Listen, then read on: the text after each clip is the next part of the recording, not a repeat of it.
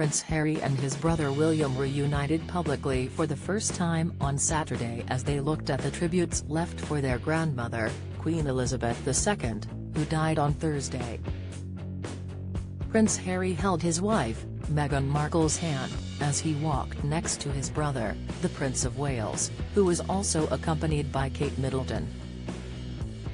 Discussing the chance of a reconciliation between the brothers with Sally Nugent, royal editor Camilla Tominey said it is hopeful. She went on to speak about the reason behind why they decided to reunite on Saturday, and whether the appearance overshadowed the Queen's death. "So it's almost one of the most remarkable royal walkabouts in recent memory," Camilla said on BBC Breakfast. "In the sense that we had expected the Prince and Princess of Wales, and then to see Harry and Meghan in the back of the car coming out, the Fab Four reunited. I suppose looking at those scenes, there's a degree of awkwardness because everyone's watching the body language, and clearly it took a lot for both brothers to come together, and to put their differences aside in memory of their grandmother. And it's only fitting, I think the public were brought some comfort by seeing that, because there is a sadness around the fact that this duo, these brothers in arms, have been on very, very different paths." Speaking about whether the royals will be able to put their differences aside, Camilla continued, "Look, I think there is a road to reconciliation ahead. It might be a bit rocky, and there's still the prospect of Prince Harry's autobiography to come, which the palace and royals are worried about. They're not getting advanced sighting of this book that he promises will be as accurate and hopeful truth. So we'd have to see, but I think if there's any opportunity for a push on it, it must be this week."